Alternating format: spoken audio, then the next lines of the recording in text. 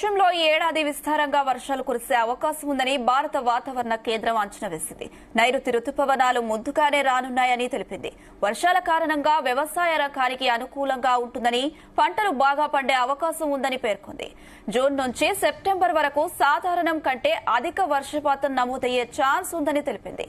దీర్ఘకాలిక సగటు కంటే 87 సెంటీమీటర్ల వర్షపాతం ఉండగా ఈసారి 105% అధికంగా రికార్డు అవుతుందని ఐఎండీ వెల్లడించింది. అయితే ఎల్ నినో వంటి పరిస్థితులు ఏర్పడే అవకాశం లేదని పేర్కొంది.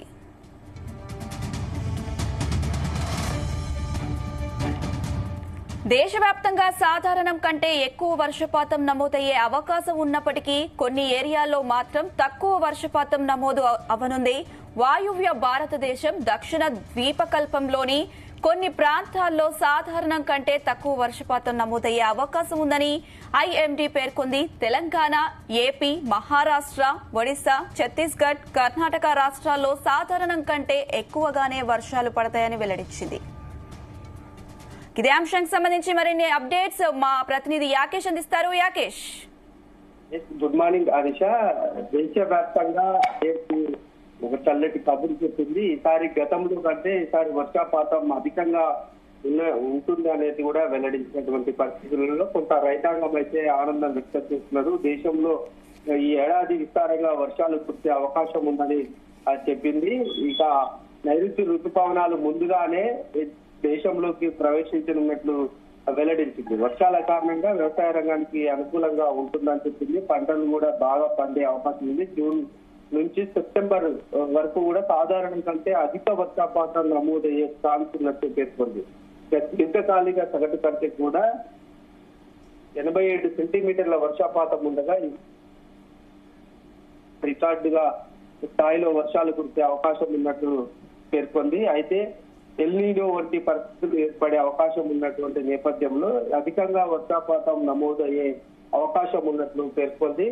అయితే గతంతో పోల్చుకుంటే ఈసారి దేశవ్యాప్తంగా అంటే ప్రధానంగా మనం చూసుకుంటే తెలంగాణ, ఆంధ్రప్రదేశ్, మహారాష్ట్ర, ఒడిశా, ఛత్తీస్గఢ్, కర్ణాటక రాష్ట్రాల్లో సాధారణం కంటే ఎక్కువగా వర్షాలు కురిసే అవకాశం ఉన్నట్లు ఇప్పటికే వెల్లడించింది. దీంతో అటు దేశవ్యాప్తంగా కూడా కొన్ని ప్రాంతాల్లో మాత్రము సాధారణం కంటే మాత్రం తక్కువగా వర్షపాతం నమోదు అవుతుందని కూడా చెప్పింది. అయితే ఈ నైరుతి ఋతుపవనాలకు సంబంధించి జూన్ లో ప్రవేశించి సెప్టెంబర్ వరకు కూడా సాధారణంగా ఉంటాయి. ఆ ప్రాంతంలో ఎక్కువ వర్షాలు కురుస్తాయి. అయితే ఈసారి దానికి మించి కూడా వర్షాలు కురుస్తాయి పేర్కొంది. అయితే దేశంలో ఏర్పడుతున్నటువంటి సాధారణ వర్షపాతం కంటే కూడా ఎక్కువగా నమోదయ్యే అవకాశం అయితే కనిపిస్తుంది.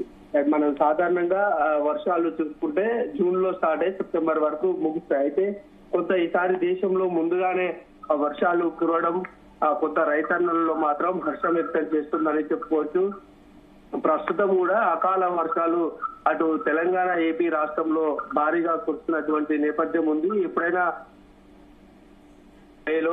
అధికమైనటువంటి ఉష్ణోగ్రతలు నమోదవుతాయి. ఇప్పుడు ప్రస్తుతము కురుస్తున్నటువంటి వర్షాలతోటి కొంత ఎండవేడితోనైతే ప్రజలు ఉపశమనం పొందుతున్నప్పటికీ కూడా రైతాంగానికి మాత్రం కొంత నష్టం చేకూర్చే అవకాశం ఉంది. ఇప్పటికే అనేక పంటలు కూడా నీట మునిగిపోయాయి. అటు వరి పంట, మిర్చి పూర్తి స్థాయిలో వర్షార్పణ అయినటువంటి నేపథ్యం ఉంది. అటు మామిడి, ఇదే సీజన్ లో మామిడి ఎక్కువగా వస్తుంది కనుక మామిడి పంట మీద కూడా ఇప్పుడు కురుస్తున్న అకాల వర్షాలు ఎఫెక్ట్ చూపించాయని చెప్పుకోవచ్చు. ఉరుములు, మెరుపులు, పెద్ద ఎత్తున కూడా ఎదురు గాలులు వీస్తున్నటువంటి నేపథ్యంలో మామిడి పంట అంతా కూడా నేలరాలిపోతుంది.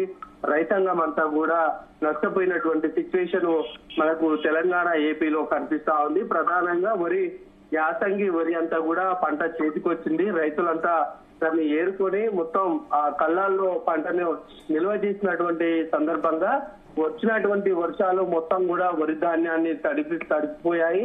మొత్తం కూడా పంట అంతా వర్షార్పణ అయినటువంటి నేపథ్యంలో అనేక ప్రాంతాల్లో కూడా వరి ధాన్యం తీవ్రంగా నష్టపోయిందని చెప్పుకోవచ్చు. రైతన్న అంతా కూడా లఘుదీపం అంటూ తమను ఆదుకోవాలంటూ కూడా కన్నింటి పర్యంతం అవుతున్నటువంటి సందర్భాలు తెలంగాణలో ప్రధానంగా కనిపిస్తా ఉన్నాయి. ఖమ్మం ఉమ్మడి జిల్లాలో నిన్న మొన్న కురిసినటువంటి వర్షానికి చాలా పెద్ద ఎత్తున కూడా వరి రైతులు నష్టపోయారు. ప్రతిపక్ష పార్టీలు కూడా కళ్ళాల దగ్గరికి వెళ్లి రైతుల దీనగాథను వినిపిస్తున్నటువంటి పరిస్థితి ఉంది. ఎకరాకు 20,000 నష్టపరిహారం చెల్లిస్తే తప్ప రైతాంగానికి గిట్టుబాటు కాదనేది ఆ ప్రధాన డిమాండ్ వినిపిస్తా ఉంది. ప్రభుత్వం కూడా క్షేత్రస్థాయిలోకి వెళ్లి ఎక్కడెక్కడ పంట నష్టం జరిగింది అనే అంచనాకు వేయబోతా ఉంది. క్షేత్రస్థాయిలో అధికారులను కూడా రంగంలోకి దింపినటువంటి క్రమంలో పంటను పరిశీలన చేస్తున్నారు. ఎక్కడైతే నష్టపోయారో దాన్ని రైతుల వద్ద కూడా వివరాలు సేకరిస్తున్నటువంటి నేపథ్యంలో మొత్తం డేటా వచ్చినాక ఎక్కడైతే రైతుకు నష్టం జరిగిందో ఆ ప్రాంతాల్లో ఎకరాకి ఎంత ఇవ్వాలనేది కూడా ప్రభుత్వం ఒక ఆలోచన చేస్తా ఉంది. దానికి ఒక ప్రక్రియ కూడా కొనసాగుతుంది. అయితే గతంలో వచ్చినటువంటి వర్షాలు, లాస్ట్ టైం కురిసినటువంటి వర్షాల నేపథ్యంలో కొన్ని ప్రాంతాల్లో ఎక్కువగా వర్షాలు పడ్డాయి. సాగుకు ఇబ్బంది లేకుండా ప్రస్తుతానికి అయితే ఉన్నది. ఇప్పుడు ఈసారి ఈ సంవత్సరం కురిసే వర్షాలు నేపథ్యంలో కొంత భారీగానే వర్షాలు రావడం, అటు చెరువులు ప్రాజెక్టులు కూడా పూర్తి స్థాయిలో నిండుతాయనైతే వాతావరణ శాఖ కొంత తీపి కబురు అయితే చెప్పిందని మనకు అర్థమవుతుంది. ఈ క్రమంలో రైతన్నులు అర్థం చేస్తున్నప్పటికీ కూడా అంతకు మించి వర్షాలు కురిస్తే మాత్రం నష్టం జరిగే అవకాశం కూడా ఉంది. ఎందుకంటే గతంలో మనం చూసుకున్నటువంటి నేపథ్యంలో పెద్ద స్థాయిలో వర్షాలు రావడం, ఒకే ఒక 2 రోజులు లేదా 3 రోజుల్లో కురిసిన వర్షాల క్రమంలో భారీగా చెరువు గండ్లు తెగిపోయాయి. ప్రాజెక్టుల్లోకి భారీగా నీరు వచ్చినప్పటికీ కూడా చెరువులు, కుంటలు భారీగా వాగులు ఉప్పొంగి నీటి ప్రవాహం ఎక్కువగా ఉన్నటువంటి నేపథ్యంలో ఆ ప్రాంతంలో ఉన్నటువంటి రైతాంగం నష్టపోయింది. ప్రాజెక్టులు కొన్ని కొట్టుకుపోయాయి. రహదారుల మీద ఏర్పాటు చేసినటువంటి బ్రిడ్జిలు కూడా కొట్టుకుపోయినటువంటి నేపథ్యంలో అంతకు మించి అధిక వర్షపాతం నమోదైతే కూడా కొంత నష్టాలు కూడా జరిగే అవకాశాలు కనిపిస్తా ఉన్నాయి. దీనికి ప్రభుత్వం ఇప్పటి నుంచే కొంత అప్రమత్తంగా ఉండాలి. రైతాంగాన్ని కానీ అధికార యంత్రాంగాన్ని కూడా అప్రమత్తం చేసి ఎక్కువగా వర్షపాతం నమోదైతే జరిగే నష్టాల మీద ఇప్పటి నుంచి అంచనా వేసుకొని ఆ ప్రాంతాల్లో కొంత నిఘా పెట్టాల్సినటువంటి అవసరం ఉంటుంది. అయితే ఈ అధిక వర్షపాతాలు వస్తే మాత్రం కొంత ఇప్పుడు ఉన్నటువంటి పరిస్థితుల నేపథ్యంలో కొంత లాభమే జరుగుతుందని చెప్పుకోవచ్చు. ఎందుకంటే ఎండాకాలంలో కొంత భూగర్భ జలాలు లోతుగా వెళ్ళిపోతాయి. కొన్ని ప్రాంతాల్లో అయితే నీళ్లు కూడా లేని పరిస్థితి. హైదరాబాద్ నగరంలో అయితే రోజుకు కొన్ని వేల ట్యాంకర్లు ఆ నీటి సరఫరాకే కేటాయిస్తున్నటువంటి పరిస్థితి ఉంది. ఇళ్లలో ఎక్కడ చూసినా కూడా బోర్ బావులన్నీ ఇంకిపోయి వాటర్ లేని పరిస్థితులలో వచ్చే వర్షాల క్రమం కొంత భారీగా ఉంటే మాత్రం భూగర్భ జలాల పెరిగే అవకాశం ఉంటుంది. దాంతో గ్రౌండ్ లెవెల్లో వాటర్ కు ఇబ్బంది ఉండదు.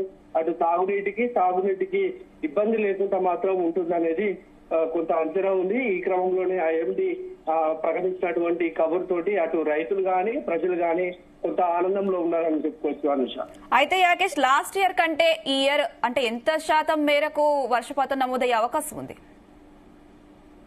హలో యాకేష్.